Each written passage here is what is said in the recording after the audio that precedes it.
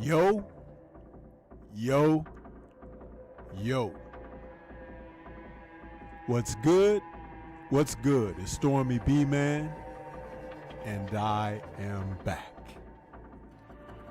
Welcoming you to Kung Fu Film Focus for this Thursday, April 11th, 2024.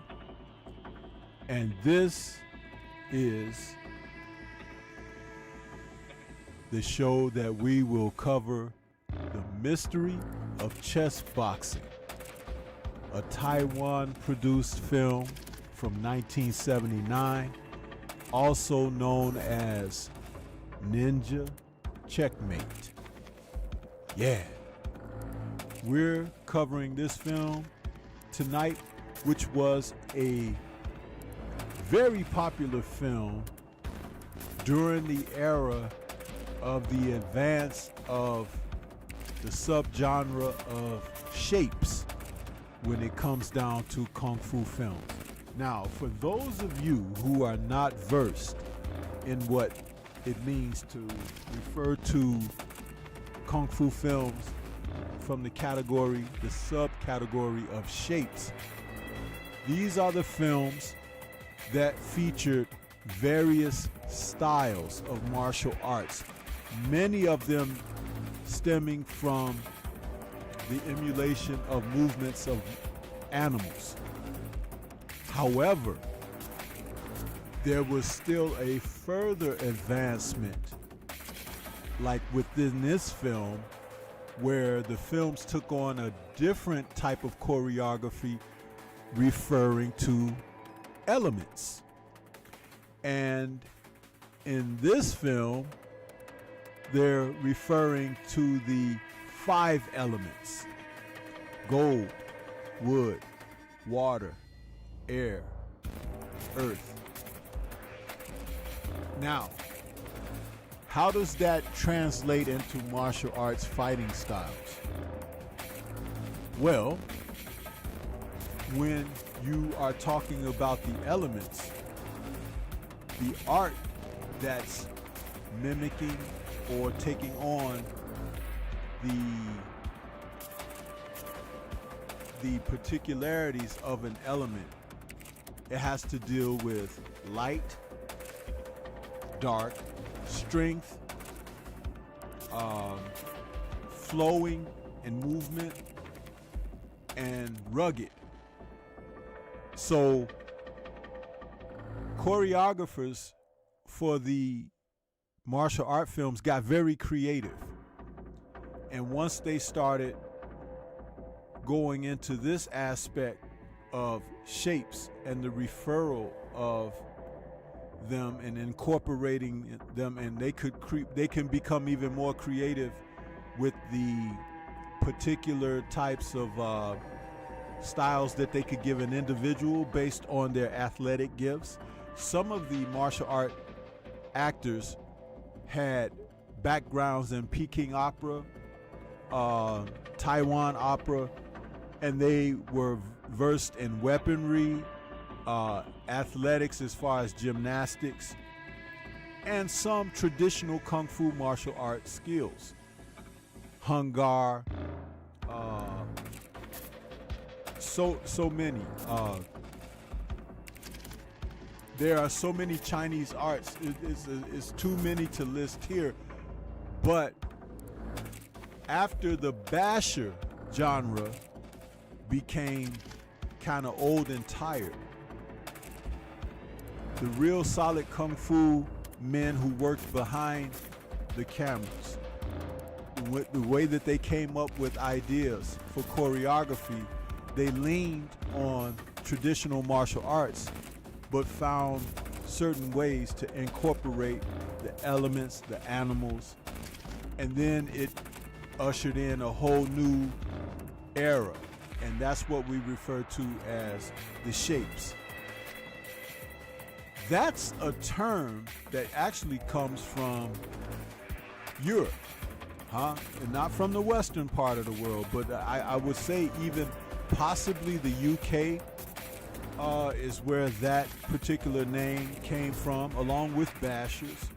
Because when you talked about bashers, you were talking about the punch, punch, kick style of kung fu films, shapes more fluid and stylistic, with emulating cranes and snakes and panthers and dragon fists and so forth and so on. So as you see, as the genre went on, it became very intricate. And the actors who performed before the cameras a lot of times were selected based on the abilities that they brought to the screen. And in this film, we're seeing some of the men who became famous during this genre and were noted as stuntmen before they got to this point.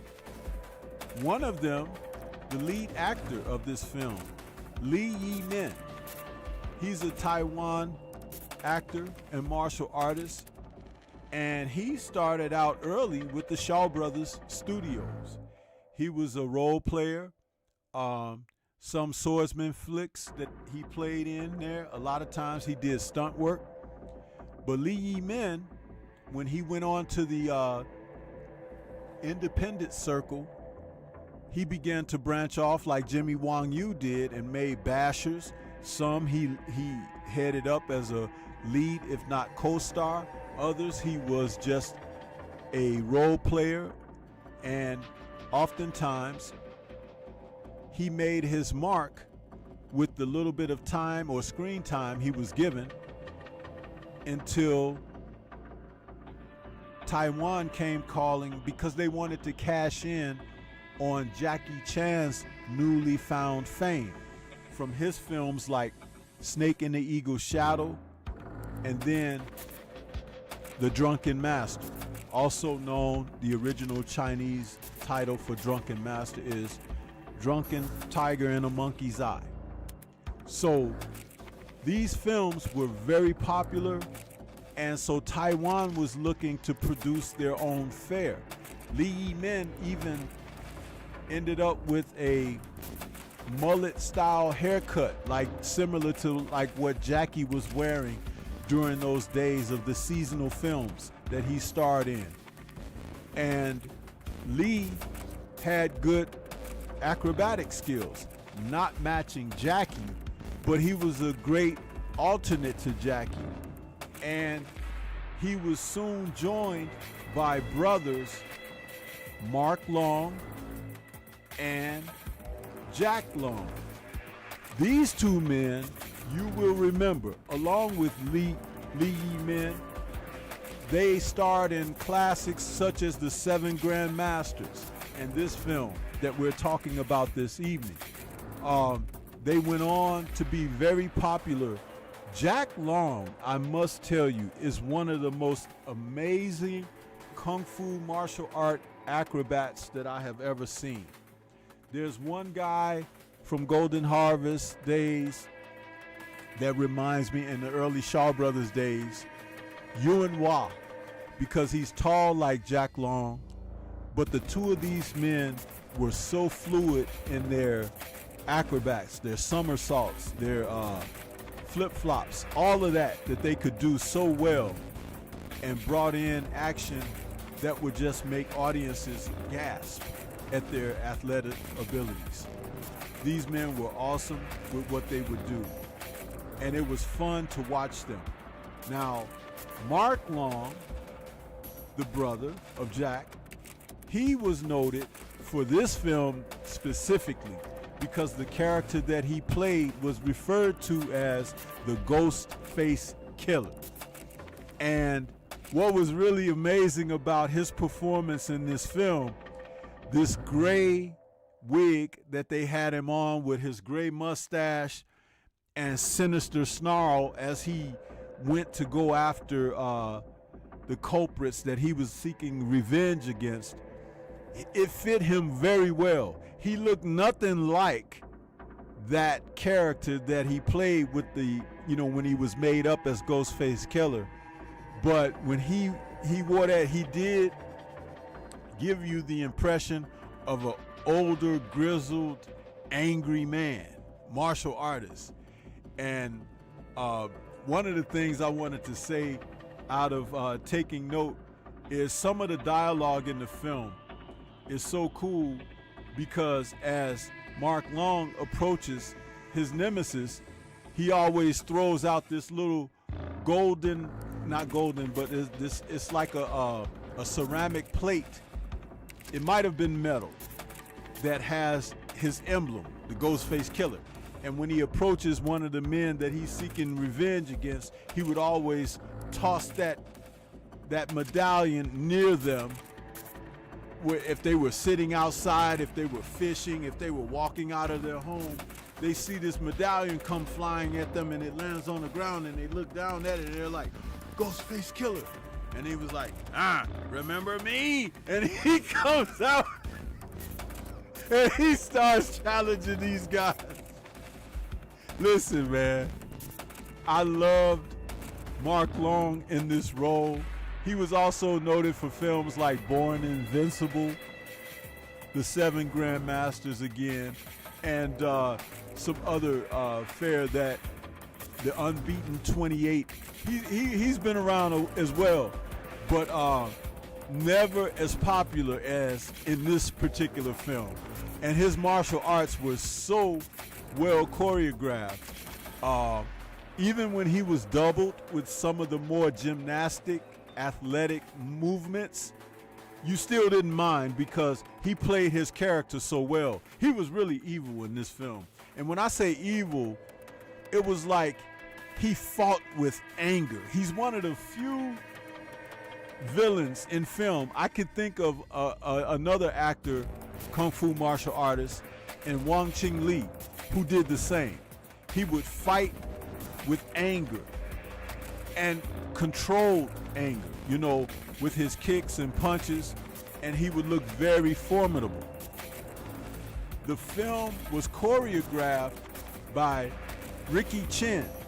Now, Ricky Chen is one of the guys who was later in his career, he became one of the Venoms for Shang-Chi, as he did his third ensemble of Venoms. He did play in the Chinese Super Ninjas and a couple of other films, but he helped choreograph this film. He has a small role in this film where he plays one of the students. In the backdrop, he has a fight with Li Yi Min with a sword. He's doing his thing in here, but he was one of the choreographers. And he assisted with the choreography with guys like the Wong brothers. You had Wong Wing-sang and Wong Chi-sang. They assisted in choreographing this film. And also rounding out the cast is Simon Yuen. Simon Yuen, the dad of Yuen Wu-ping, famous choreographer and director, and the Yuen clan. He had so many sons. The Yuen clan is how they referred to them. All of them produced action and choreography for these martial art films. And Simon Yuen, who had become popular from the Jackie Chan films, was actually called over into this film.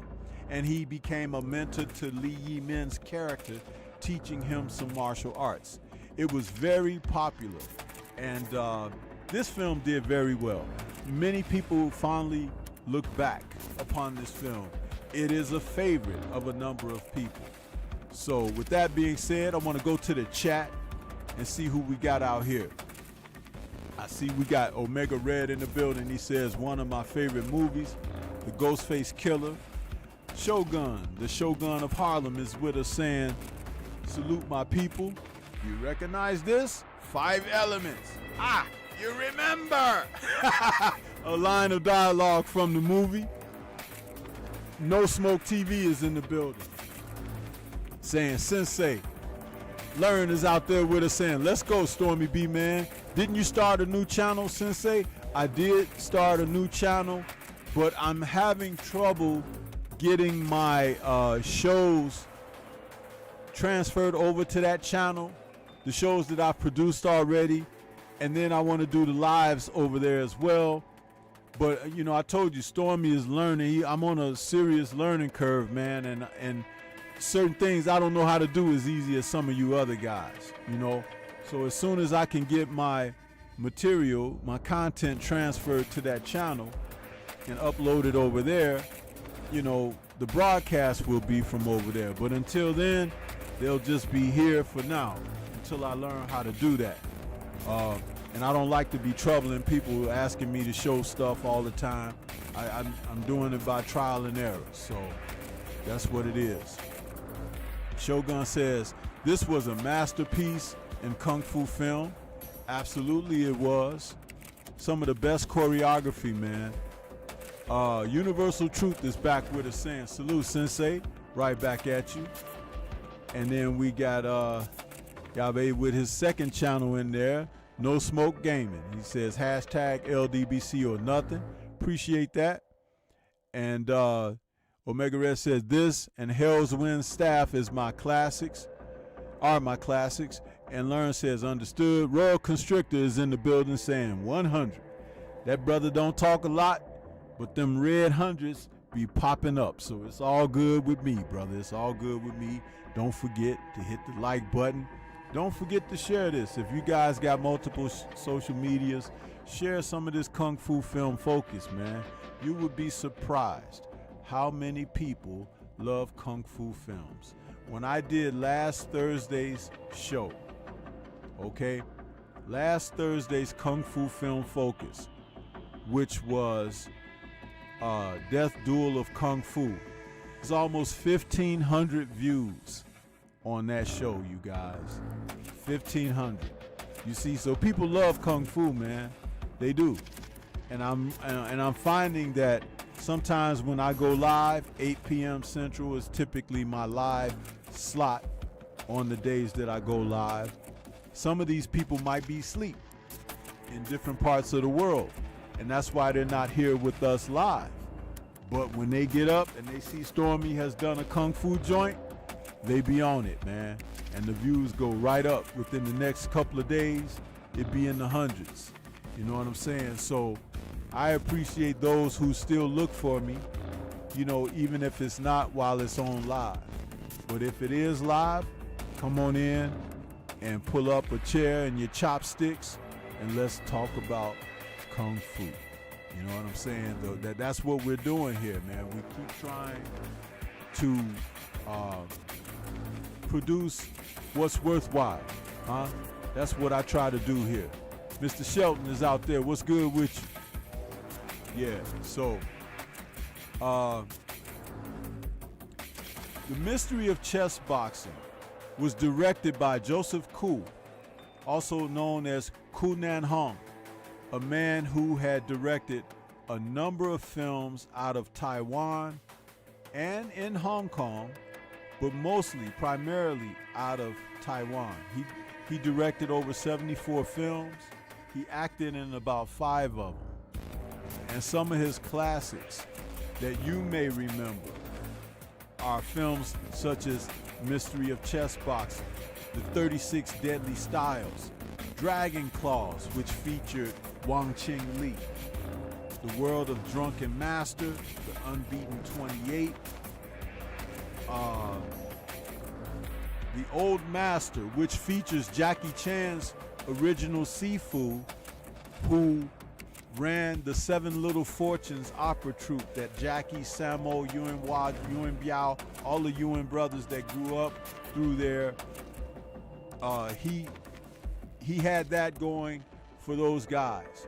There's a film called Painted Faces that's a biography on the old Sifu from the Seven Little Fortunes, and Sammo is playing him. So if you've never seen that, you should check it out. The film is very easy on the ruggedness that he put those, and the rugged rigors that he put those children through during their training. But you could see the end result of how these men, their bodies moved and flexed like they had no spines. More films directed by Joseph Koo. The Smart Cavalier, Born Invincible, the Shaolin Brothers, the 8 Masters, the 18 Bronzemen, the Return of the 18 Bronzemen, the Shaolin Kids, Blazing Temple. All of these Kung Fu films, some of you may remember if you're truly a diehard. And that's what he did. He really churned those films out. And his films were very popular. And he had an eye for talent. Joseph Koo, when he found the Long brothers and Lee Yi Min and talents like the Wong brothers who choreographed with Ricky Ching, he was able to make these great films. And they did supplement the martial arts genre when other companies that were a little larger, like Seasonal Films and of course Shaw Brothers and Golden Harvest, they still put up films that were equally as entertaining as far as the action, and almost all of them as far as being able to deliver what audiences wanted, which was tons of Kung Fu. Yeah.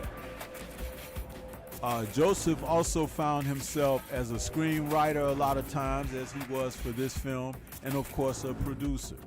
So he churned these films out, man, and people found them very, very entertaining. According to one of the reviews that I was able to pick up on this, this is a review that was very recent, from March of last year, by a gentleman the name of Gaijin84. And he did a little review on this, and I'm going to read some, salute to this brother, where he talks about the mystery of chess boxing. He says, Joseph Koo's The Mystery of Chess Boxing stars two of the best Kung Fu actors in Jack Long and Mark Long, and lets them dazzle in their well choreographed scenes. And forgive me, I meant to put some images up for you guys while I talk, because that's important too, huh? Put some images, some Kung Fu images up on the screen for you guys. I need you guys to be able to see what I'm talking about, huh? When I start mentioning these amazing Kung Fu films, man. That's what's up. You know what I'm saying? So, forgive me for that. I needed to put that up there for you. That's an image of Mark Long, by the way. Ghostface Killer. Lee Yi Min plays Pao, a somewhat bumbling wanderer who is looking to enroll in a local Kung Fu school after his father was murdered. He is unaware that the culprit is Wang Chung-san, aka the Ghost-Faced Killer, who is seeking revenge on his former students for what he believes was a plot to have him killed. Pao has trouble at the school, constantly being bullied by the head student, but eventually befriends the school's cook, played by Simon Yuen, who teaches him a few Kung Fu lessons. Pao eventually is kicked out after the master grows concerned about a metal plate in Pao's possession from the Ghostface Killer when he killed Pao's father. One that always appears with the victim after a kill by the Ghostface Killer. Following the cook's advice, he goes to the home of Chi Sao Tien, who's Jack Long, and his granddaughter, and asks to continue his Kung Fu lessons with him. After some convincing, Tien takes Pao in and begins to teach him styles based on chess and the 5 elements.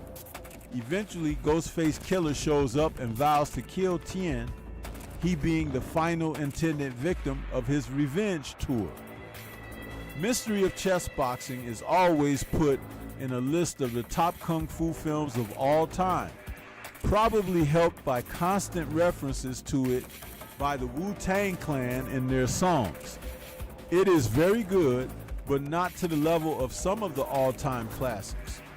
Lee Yi Min is a decent lead, but he cannot match the skills of either Jack Long or Mark Long when those two are featured. The action is great, but the rest of the fight scenes can't quite keep up. The story itself and styles used are probably what keeps the movie in high regard. The use of the 5 elements as a kung fu base and the comparison to chess strategy is fresh and well thought out as a feature. Interestingly enough, there is now an actual sport where people box and then play chess in the ring between rounds. This may be the greatest tribute to a kung fu film to date. That's a pretty darn good review of the movie overall, which is why I wanted to read it to you guys. And salute to Gaijin84 for providing that information. Listen, I just wanted to say that as I've enjoyed this film, and I can watch it over and over again. I've actually had it on replay as I was preparing to do this show, and I really enjoy the action, the choreography. It's all fast-paced, lots of tumbling, lots of falling on the ground, getting up off of the ground, right back into the action. That was something that was really overlooked. The fact that these guys, they could go into their acrobatic routines, hit the turf, and come up off of the turf into further movements of choreography without cutting and editing. See, that's when you know it's real kung fu, when there's no camera cuts. The camera may just pick up the action from a different angle, but never stop to make it look more sensationalized or something like that. These guys, Ricky Chin and the Wong brothers, did a tremendous job of choreographing this film. And I don't think they get enough credit, because when you're able to do those type of movements and scenes, and you have the actors who can carry them out without flaw, I'm sure they made mistakes when they were filming and may have to have reshoots and retakes. But my goodness, the finished product looks great. And many of you out there have seen this film and professed it to be a favorite of yours. So you know exactly what I'm saying, you know what I mean? So yeah, that's what's up, man. That is what's up. Mystery of Chess Boxing and 7 Grandmasters, which this is thought of as an indirect sequel because it stars a lot of the same people. They were very entertaining films. Very entertaining. If you like your action raw with kung fu, acrobatics, lots of shapes incorporated into the choreography, then films like this are for you. You know, this is why I talk about the whole list of kung fu features and the subgenres that formulated over the years of the genre as a whole. There's so much kung fu that you can find that you like. You know, swordplay was a very small aspect of it, but when they began to use hands and feet without weapons, they got so creative that it pushed the genre another, I want to say, almost 20 years, which is amazing within itself. Yeah. 704 Joe, I see you out there, bro. He says classic Ghostface. Yeah, man. You remember. Love this film, man. Love this film. Yeah. While you guys are out there, anybody got any questions for Stormy about this movie? Anything you want to ask or add to the conversation of talking about the mystery of chess boxing? Jack Long was so cool, smoking his little pipe and, you know, playing chess, teaching the people chess, you know, making his little money there. The Ghostface rolled up on him and he was like, "Are you Chin?" He was like, "No, sir, my name is Chin, but I'm not who you think I am," or whatever. He was playing it off, right? But later when they started to get down and fight, man, them guys was flipping all over the place and somersaulting and everything. And there was this one scene where Mark Long, when he broke out into his 5-element style, he was like, "I am here to kill you." And he was like doing his moves and stuff while he was talking to the guy. I was like, man, that brother was bad as hell. He was rolling on the ground and stuff. Yeah, try this. He was like, man, that kind of stuff like that. Jackie Chan, he was good, and he was good with comedy. But these guys, man. And you know, Jackie was more of a stunt man and, you know, like a gymnast than he was a kung fu guy. Though he understood some elements of kung fu, his kung fu was nowhere near as good as some of these guys that are in these films. It's just that his fame took off for him at the right time, and he became the man. But some of these other cats, oh my goodness, their kung fu was amazing, man. And Lee Yi-min, his kung fu wasn't as good as these guys, Jack Long and Mark Long, but he was athletic like Jackie was. And we never knew that from him when he played in those early Shaw Brothers films, or even when he was doing the independent bashers, because he was just doing the simple punch, punch, kick, kick, you know, styles. He wasn't doing shapes. But it turned out that he was pretty good at the shapes. Most of his films that he did for Joseph Koo, Lee Yi-min, the movies open up with him doing katas. And I thought that that was interesting because Jackie actually initiated that. But Lee Yi-min, when he opened up his films, most of his films, they had him doing katas. Just to give an example of some of the films that he played in, The Angry Hero, The Champion of Champions, Seven-Man Army, Shaolin Temple, The Magnificent Wanderers, The Brave Archer. Those are all Shaw Brothers films. And then he starred in Seven Grandmasters, Shaolin Iron Claws, Manhunt, The World of Drunken Master, The Seven Commandments of Kung Fu. This film, Mystery of Chess Boxing, Mission, Kiss and Kill, Drunken Arts and Crippled Fists, Ninja in the Final Duel, Roving Heroes. You see, he played in a lot of films. But there was also something about Lee Yi-min that many people might not know about. And that was that he was a guy that got in trouble when they would go to places, you know, on location filming films, because he was a bit of a romancer, huh? And he was always messing around with people's women and stuff. And so they would have to leave town and stuff because, you know, guys would be after him and trying to get at him for messing around with their women. So Lee Yi-min, he was a ladies' man, huh? Maybe he had that bedside kung fu, huh? Yeah, like they talked about in, what was that, the movie with Chen Kwai Tai, and he was fighting Pai Mei. Yeah, you know. But listen, man, there's always some stories, right? There's always stories. And these kung fu dudes, man, they were just like everybody else in life, man. You know what I mean? Just coming from a different part of the world. The Long brothers, they played in a few films together, but they also played in films that were where both of them didn't star in. Like Mark Long, who was the Ghostface Killer in here, he played in Shaolin Trader, Fatal Flying Guillotines, which is a favorite of mine. I gotta do a kung fu film focus on that, man.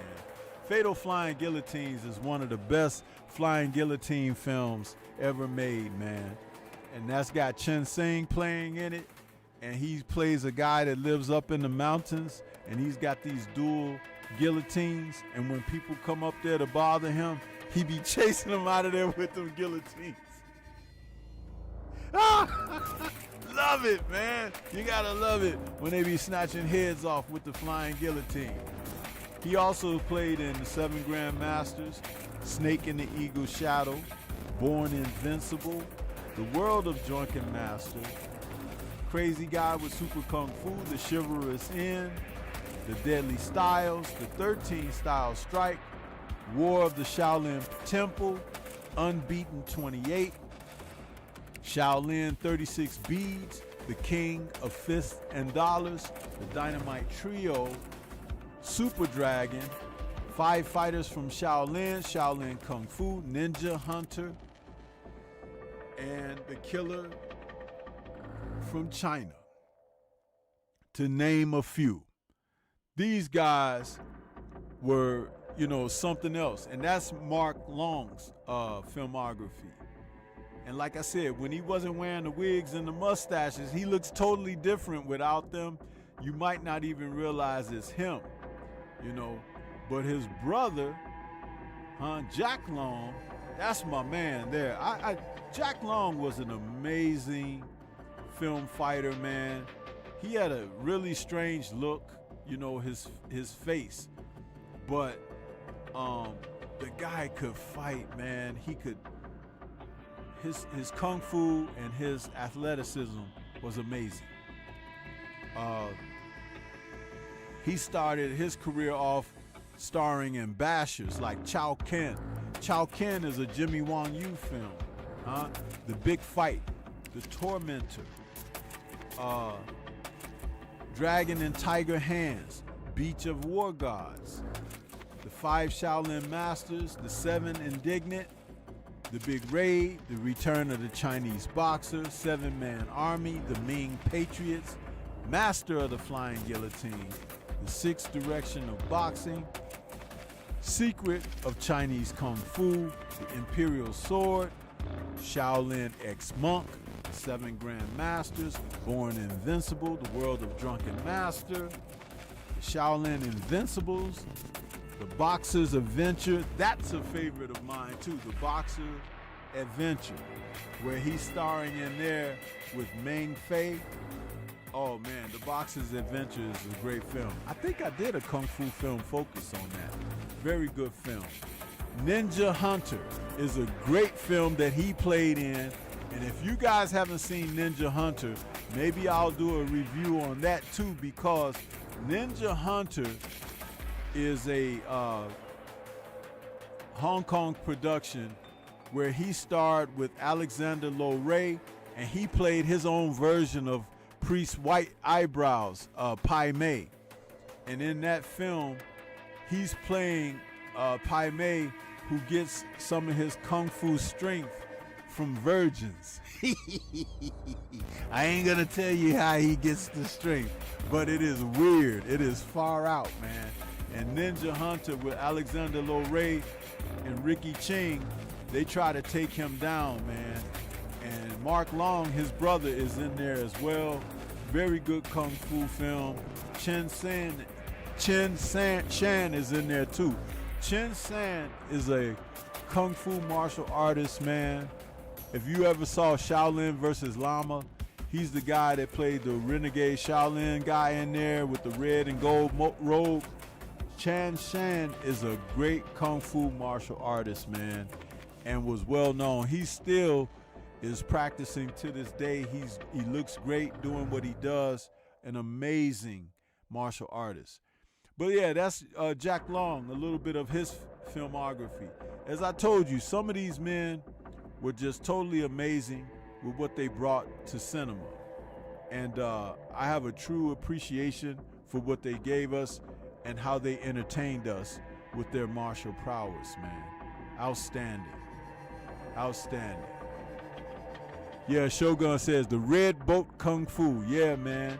From Executioners of Death. Yeah, that's right. With Chen Kwai Tai, man. And No Smoke is laughing. Yeah, but as I said, you guys got any questions or anything, or any tidbits that you want to share? Because this is what it's all about, man. We out here, enjoying these kung fu, talking about these kung fu films with one another, know, Stormy does what he does, but it's always a little better when we get some interaction from you guys. You know what I'm saying? A little bit of interaction. Yeah.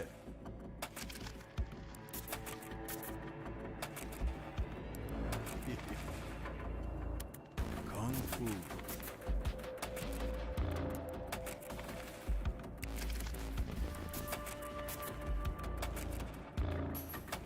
Seems that the numbers are dwindling down now. I don't know what that's supposed to mean.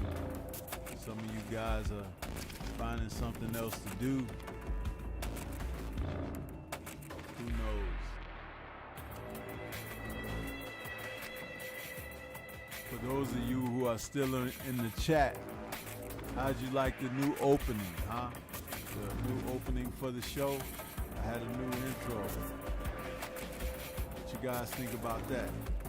Keep telling you, Stormy be working on stuff, man. I try to do stuff to bring you guys, you know, up to snuff, man. You know, but hey, I can only do so much. If you don't want to participate, if you don't want to assist, then we only gonna go so far.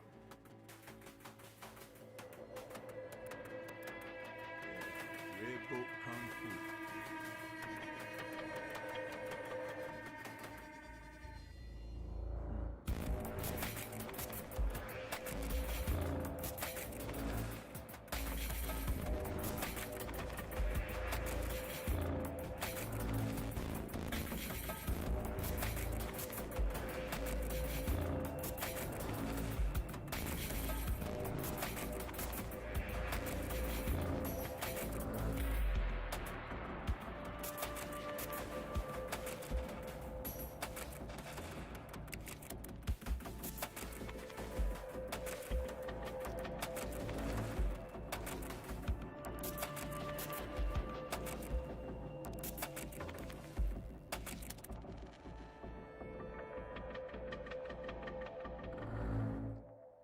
So nothing, huh? You guys, it's like 8 of you guys out there. Nobody's got nothing to say, huh? That's a downer. That's a downer.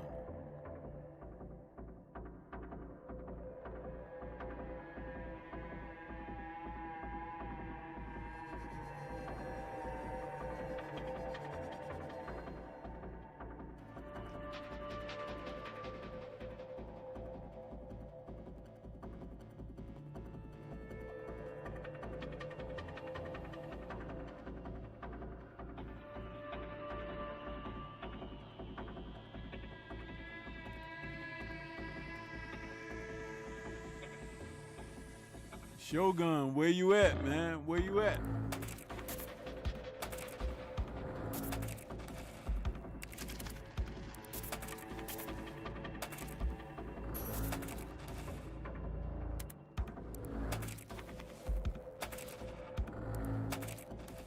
He says, no lie, I bought this film like 4 times. Oh, really? Why, did it have different titles? You weren't certain about it? There's Ghostface Killer doing his kata. Check him out, man. Ghostface Killer was bad. Probably one of the best Kung Fu film villains. He and Pai Mei, man, they right up there at the top. And of course, Wang Ching Li with any of his villains that he played.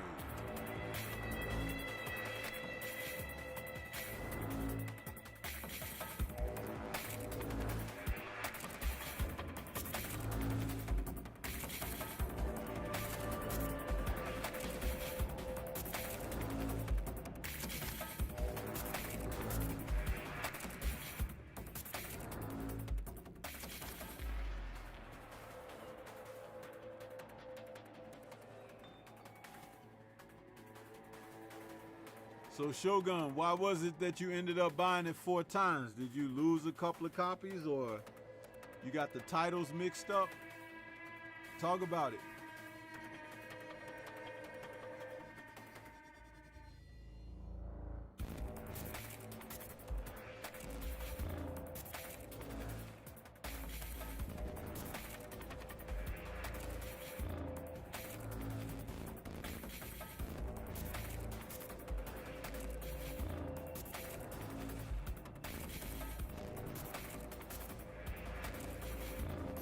Okay, he says I lent somebody a copy and never got it back. Listen, man, let me tell you something about that, bro. I was once accused of being selfish after learning my lesson for lending out a movie. No more lending out. You can come to the house and watch it, but I ain't lending my movies out. And people do that, man. They do stuff like that to you because they see you are a collector or whatever, and they just want to take away from it. That's all. It's not even that they really want the film to watch or anything, but just to get it away from you. You know, there's hater kind of stuff. I lent the movie out one time, and when I got it back, the DVD case and everything was all battered up. It was like they threw it out in the street and let cars run over it or something. I'm like, man, how did my case get like this? And the DVD was all scratched up and everything. And it was a special, the special release version of the film Gladiator with Russell Crowe when it first came out on DVD, you know? Special Ridley Scott signed copy and everything. I was like, man, I ain't lending my damn movies out no more. Then somebody stole from me, stole movies from me.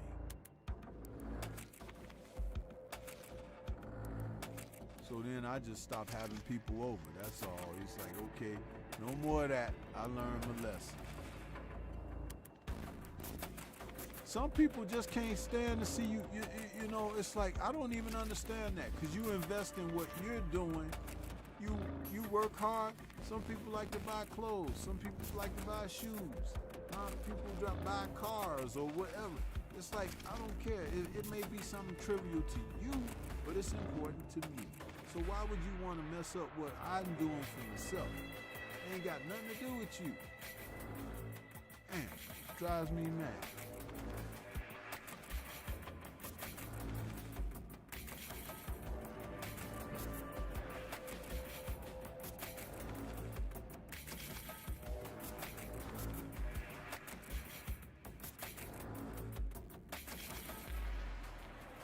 Yeah, so, that's the way I thought about that, man. No more lending out, Only bullets, in the rear end, the posterior. Pow, pow, pow. Ow, ow, ow. Yeah. Look at Ghostface breaking them down, man.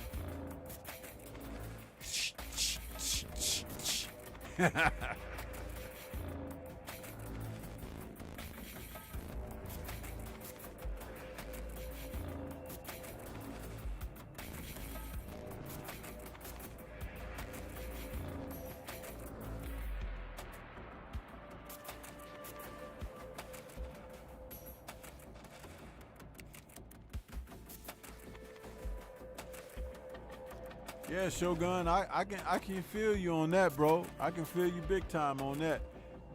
What's your collection like? How many Kung Fu films would you say you have? Shogun, how many would you say you have?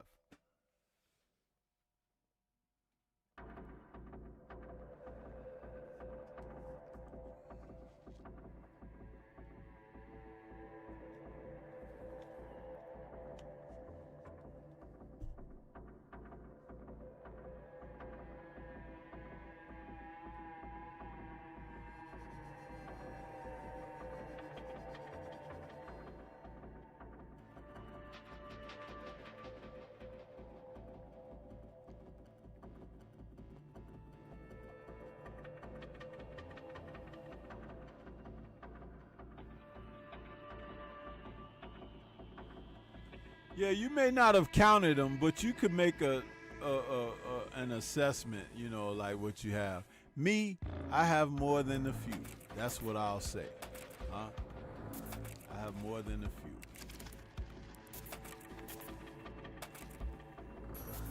I can tell you this, I've done about 90 plus Kung Fu film focuses. So, and every film that I've done a focus on, I have. So, there's plenty more that I haven't done a focus on yet.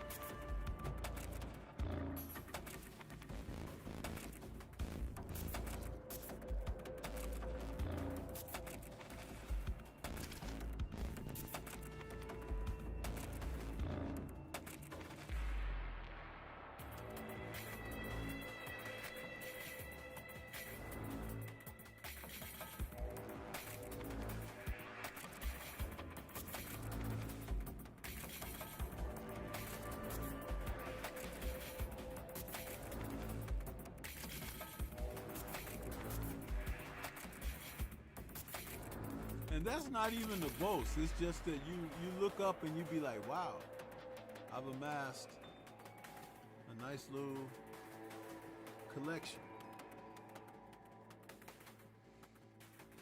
Yeah.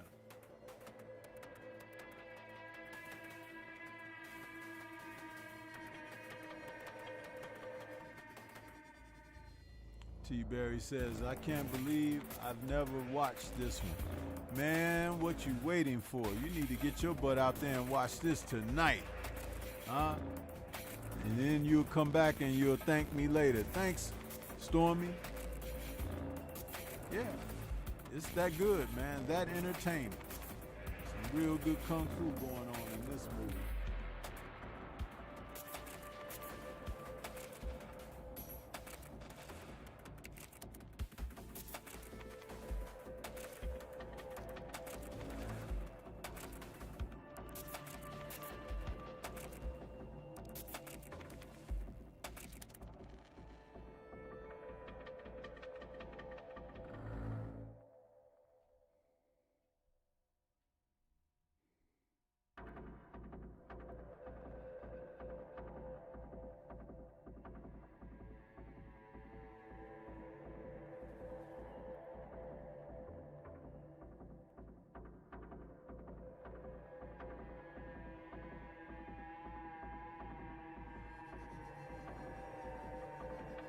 Yeah, it should be on YouTube.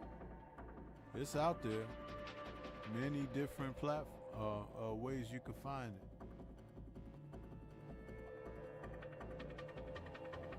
Yeah, T. Berry, there's a from Eureka Films. Eureka Films, they have a website. You could go to their website. There's a special limited edition of a film called The Swordsman of All Swordsmen, a Joseph Koo film made in the early 70s. It's a swordsman film. It's a special 2-disc set. The second film in that set is Mystery of Chess Boxing, remastered in 4K. I just got my copy of it like 2 weeks ago. So go to Eureka's website and you can pick that up. And The Swordsman of All Swordsmen is not a bad film either, because it stars a very young Polly Shan Kwan Chang. And she's in there. She don't even look the same. She's so young. I think she's probably about 16 in that movie. But yeah. And it's a limited edition to this set. Swordsman of All Swordsmen. They got one version of it that is just that film, and the second limited edition, it's got Mystery of Chess Boxing included in it. And that's why I got that one, because I wanted this film remastered. Yeah. You know me, I be on it. I be on it, bro.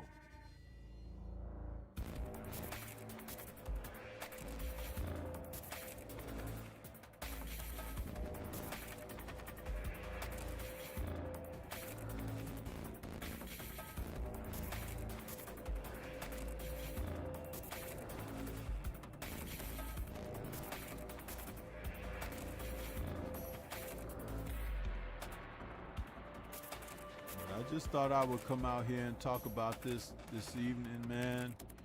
You know, not much feedback here, but that's okay.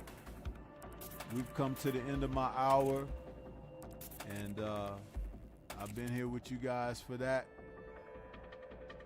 And now I'm getting ready to move it right along. So I want to say thank you for everybody who tuned in and hit my like button. Those who participated in the chat, thank you. And I hope that we can come back again for another Kung Fu Film Focus. Peace to everybody out there. Shout out to the mighty LDBC. And we gone.